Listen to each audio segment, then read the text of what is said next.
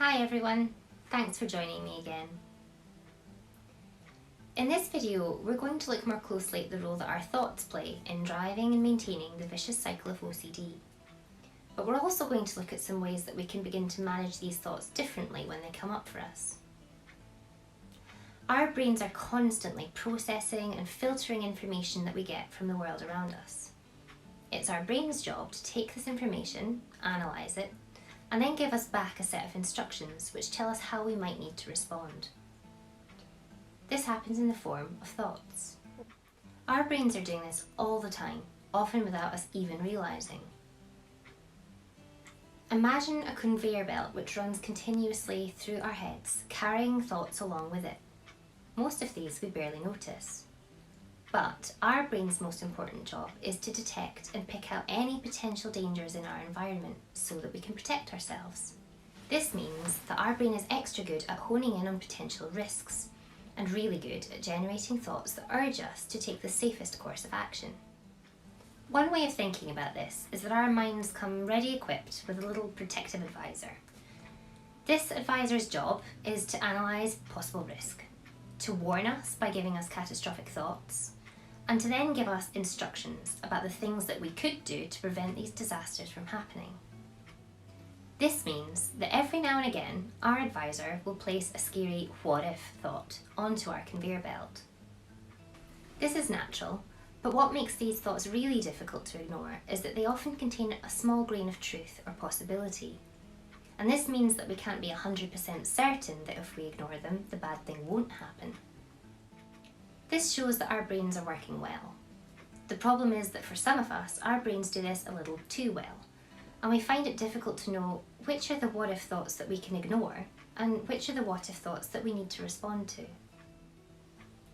In this way, our well-meaning protective advisor can become a bit of a bully, pushing us around to avoid the things that will trigger anxious feelings or to do things that make us feel safe again. When we respond to our thoughts and follow our advisor's instructions, we might actually feel relieved, better for a little while. But it's not long before the same thoughts show up again on our conveyor belt and we have to start all over again. This means that over time, our advisor can get bigger, louder, bossier, meaning that the what-if thoughts show up more regularly for us. And we begin to believe that it was only because we responded that we prevented the what-if from happening. We all have an inner advisor, a part of us with our best intentions at heart, but a part that can also become overly cautious and end up pushing us around. We can't turn this advisor off, and therefore we can't turn off the intrusive thoughts it gives us. In fact, we wouldn't want to, because to some degree, this part of our brain is needed to keep us safe. So if we can't turn it off, what can we do? First, we probably have to accept that our advisor will be with us through life, and at times when life is difficult, it's likely it will become noisier and more noticeable, and give us more of these scary thoughts. Whenever there are things we care about, we're likely to experience intrusive thoughts.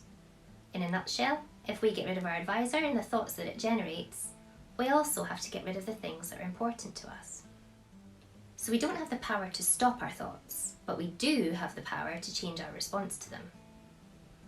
Our aim is to be able to notice these thoughts without responding to them, to notice and acknowledge thoughts without letting them push us around. The more we can do this with kindness and compassion, the easier it becomes to notice the thoughts that we have, without having to do anything with them and without becoming frustrated by them. So, how do we do it? 1. Notice and unhook from the thoughts our mind gives us. It might seem simple and obvious to say, but the first step is realising that thoughts are exactly that, thoughts, not actions. Thoughts which do impact how we feel, but thoughts which are not facts, not premonitions, and not prophecies of the future. Thoughts will come and go all the time on our conveyor belts, but the ones which are scary or are attached to things that matter to us are the ones that tend to grab our attention, and the ones that we want to do something about or make go away. The result? That thought gets stuck or reoccurs for us all of the time. If we're able to notice the thought we are having and observe it as a thought our mind has given us in that moment, but not something we need to do anything about, it becomes easier for us to take a step back and allow that conveyor belt to keep on rolling. One way of doing this is to change the language that we use when we notice a thought. For example, if we notice the thought, "I didn't lock the door," we might practice trying saying out loud, "Right now my mind is giving me the thought that I didn't lock the door." We're acknowledging the thought our mind has given us, but we're separating this from fact. It can even be helpful to acknowledge the amazingly thorough job that our advisor is doing, rather than fighting it or wishing it away. We might practice saying, "Thank you, mind, for giving me the thought that I didn't lock the door. What a great job you're doing of trying to protect me, but actually I don't need your advice this time." The aim of this is not to respond to our thoughts with frustration, but just to notice and verbalise the fact that they're there. It might be that as we practice noticing thoughts, we also begin to notice reoccurring themes. Naming these themes or the types of thought that we have can also help us to step back from them. We might practice trying, "There we are, there's my mind giving me the 'I didn't do it properly' thought again. This is a thought I know well." Step 2. Visualise your protective advisor. Imagine for a moment that part of your mind that's your well-meaning advisor. This is part of you, but not all of you. Sometimes building an image of what this part might look like can help us notice and acknowledge when it's playing a part. It might be that you imagine this inner advisor to look a certain way, or to have a certain character or form. It might be that you simply imagine it as a colour or a shape. There's no right or wrong here, after all this is your own character, but it can help us to imagine this part of ourselves separately, the part that's doing its best to look after us, but doing its job a little too well. Having an image or a character to draw on when these thoughts show up not only helps us to notice thoughts, but also to create a bit of distance between us and the thought that we're having. Step 3. Challenge the thought that your mind gives you. Usually the thoughts that we experience show us the worst possible outcome, and our advisor is pretty good at convincing us that this is also the most likely outcome. Usually we don't stop to question this because the thought is frightening, and our urge is to respond to it as quickly as possible. What we don't usually do with these thoughts is weigh them up against the other possibilities or the other outcomes that our advisor probably doesn't usually encourage us to consider.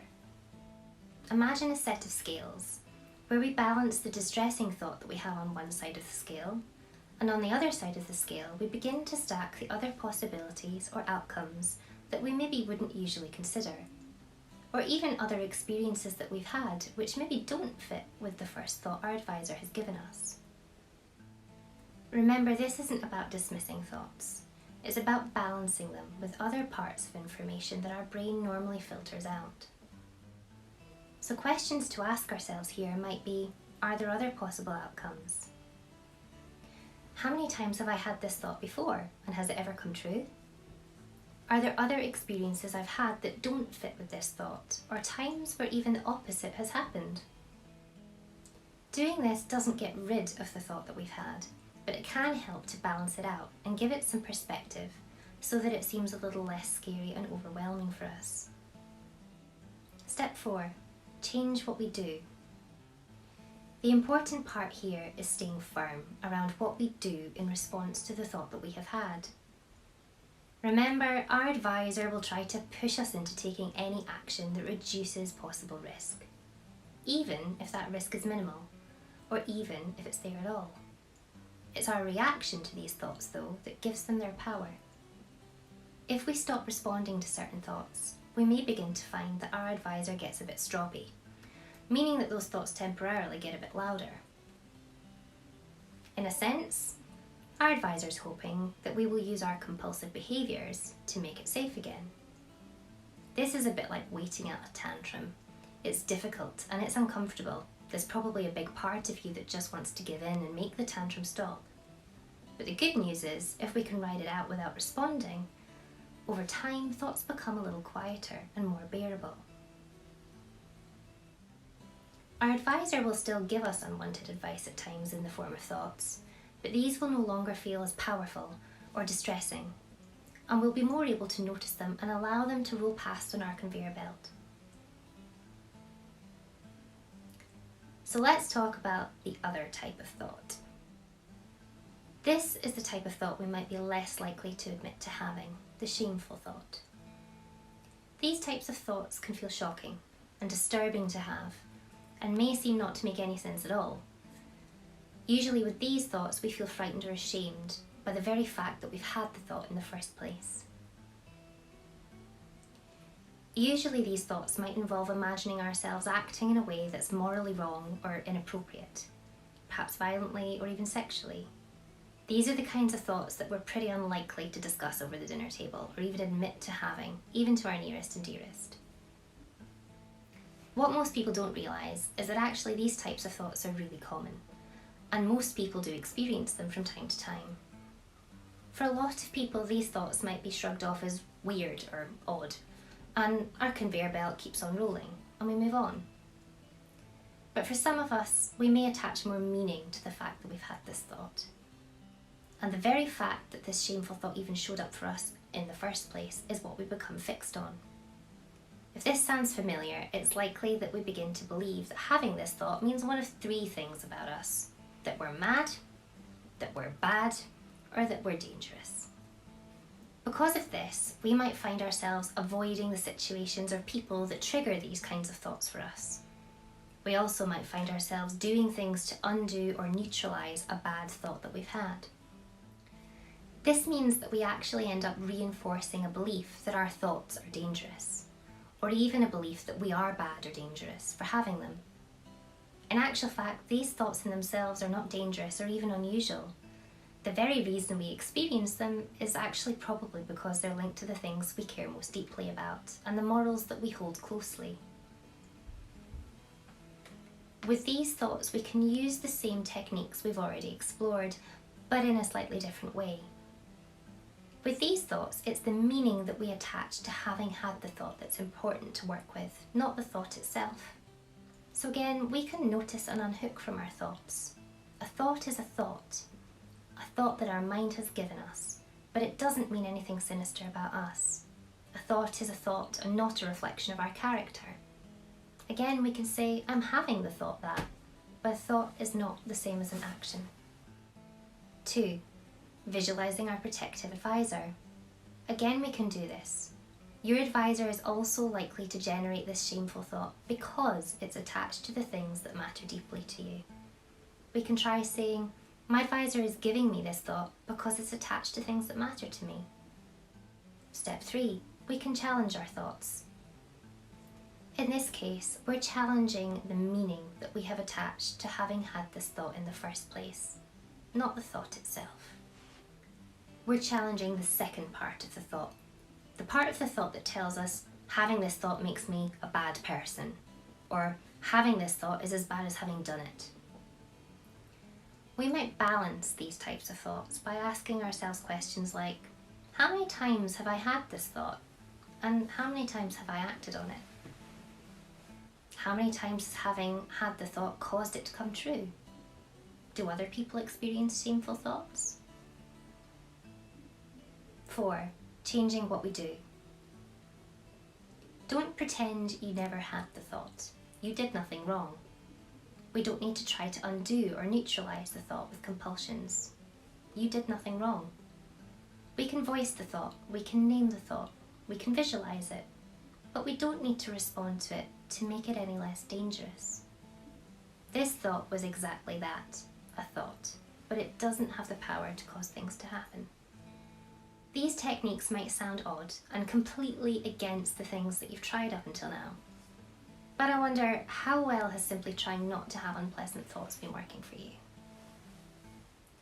It might feel surprising to realise that every human on the planet experiences bad, scary or shameful thoughts at times. But these thoughts are exactly that, thoughts that our mind gives us, not actions. They're not dangerous in themselves and they can't cause things to happen. So rather than trying to get rid and empty our mind of these thoughts, let's try something new. Let's try noticing them, unhooking from them, challenging them. Let's try taking the sting out of them using visualization. Let's let them be things that we no longer need to get rid of, but seen as part of our mind doing a good job of looking after us. Most importantly, these techniques are there to help us live alongside thoughts when they show up for us, and to help us respond differently to them when they do, so that we can break the vicious cycle. Thank you for watching, and if you're finding these videos helpful, please click on the next one to learn more.